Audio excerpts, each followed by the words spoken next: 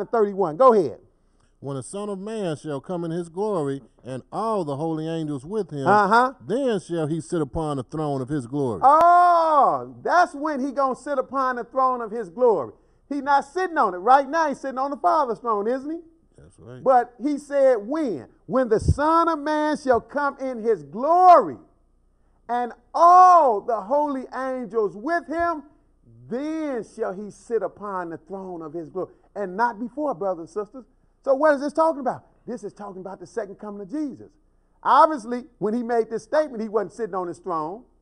He was on the earth right then. And he knew he had to die, be resurrected, go back to the right hand of the Father's throne, and stay there until time for his second coming. Then he going to come back with these angels. Then he going to sit on the throne of his glory. So this is letting us know exactly when this is going to happen. We're going to get to the where it's going to be at, but we see it's not until he come back. He said, when the Son of Man shall come. So now he was here when he made this statement, but we know he had to leave and come back again. When the Son of Man shall come in the glory, in his glory, and all the holy angels with him, then shall he sit on the throne of his glory. See, people try to spiritualize everything away up in heaven. This thing is about the earth, brothers and sisters. That's what you need to understand. And the Lord is in the business of straightening this mess out. We got a mess in this world right now, but he's going to straighten it out. All you got to do is keep living. You're going to see it. Or if you serve him now, even if you die, he's going to wake you up and you're going to see it. It's going to be a glorious time when he come back. Verse 32, go ahead. And before him shall be gathered all nations. See, we talking about nations on this earth, aren't we? We ain't talking about some spiritualized up in heaven where it's just angels and you're going to float around and dance all over God's heaven like people tell. Don't have nothing to do with heaven up there. He coming back here. That's where the business is. That's where the business got to be taken care of right here on the earth. So he said when he come back to sit on his throne of his glory, he going to gather all nations. We talking nations on this earth. Right here. He said, before him shall be gathered all nations. Go ahead, finish 32. And he shall separate them one from another, as a shepherd divideth his sheep from the goats. See, he going to do some judging then. See, he got to straighten them out. He got to put them in their place. Go ahead. And he shall set the sheep on his right hand, but the goats on the left. Now you want to be on the right hand with the sheep. The goats going to be on trouble on the left because you wasn't listening to them. You was hard-headed. You was stiff-necked on the left. Go ahead.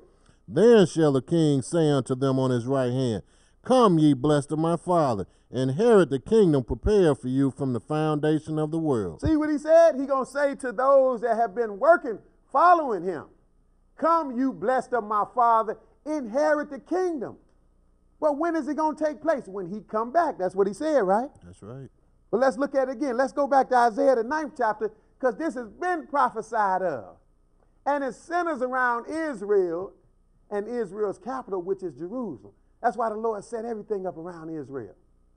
That's why the title of this lesson is Jerusalem, the throne of Jesus. We need to understand what Jesus is doing. That's why it's a mess over in Jerusalem right now, but he is going to straighten it out. Isaiah 9 and verse 6. Isaiah 9 and verse 6. See, Jesus was born to do this. So it's not just for you to sing a song about King of Kings and Lord of Lords, praising the Lord. No, he really is King of Kings. That means you got to see him as such. You have to see him ruling on planet Earth. That's what he going to do. He got a literal place where he going to rule from. Just like all the presidents in this country, they sit in the White House. They sit in the White House, which is in Washington, D.C. In other countries, just like in Russia, the president or prime minister, whatever they call them, they sit at a specific location in Moscow. Okay, where you can see their throne, basically, because that's what it is. Well, what about Jesus? If he's a real king, where's his throne? It's not the Father's throne. He's sitting on the right hand of the Father's throne now. He didn't promise us that. He got a throne, and it is Jerusalem, right here on earth. We're going to see it. Isaiah 9 and verse 6. Go ahead. For unto us a child is born, unto us a son is given, and the government shall be upon his shoulders. See, now this child was born for this purpose. See, Jesus told Pilate in John 18, you can read on your own time, Pilate said, are you a king? Jesus said, look, for this end was I born, and for this cause came I into the world.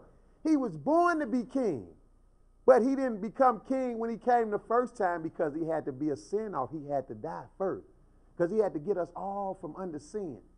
He had to give us opportunity to get this grace. But now he's still going to be king. It's just at his second coming. That's why Matthew 25 said, when he come in his glory and all the holy angels with him, then shall he sit upon the throne of his glory. That's when it's going to happen. That's what his second coming is all about. It's not about a rapture, not about you going to heaven at all. It's about him sitting on his throne on this earth in Jerusalem. So the Bible said here in Isaiah 9 and verse 6, for unto us a child is born, and unto us a son is given.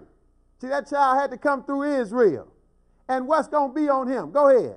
And the government shall be upon his shoulder. And the government shall be upon his shoulder. What does that mean, brothers and sisters? That means he is the ruler.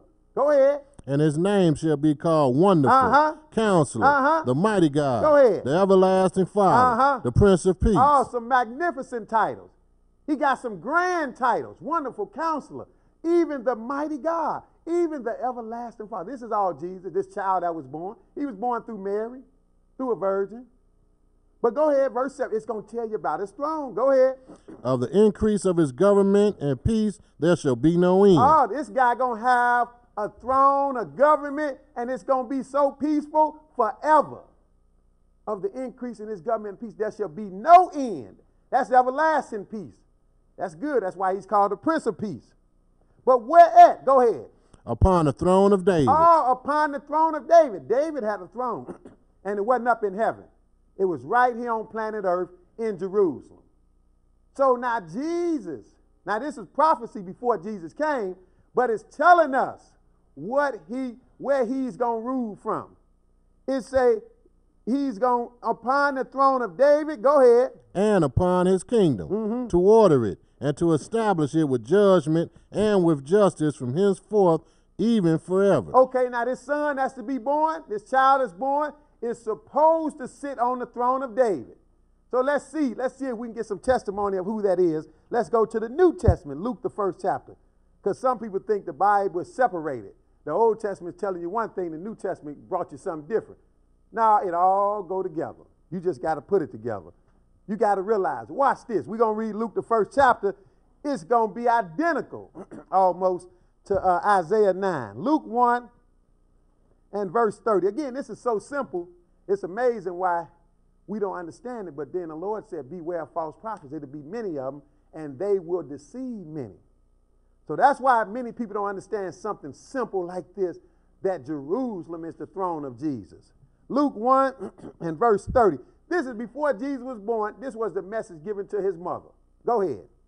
And the angel said unto her, Fear not, Mary, for thou hast found favor with God. And behold, thou shalt conceive in thy womb and bring forth a son, and shall call his name Jesus. Okay, now look. The angel Gabriel came to Mary to let her know she was pregnant. She didn't even know. She didn't know because she hadn't known a man, which means she hadn't slept with a man. She didn't know she was pregnant. The angel had to let her know. He said, he sent to Mary and he told her, don't fear.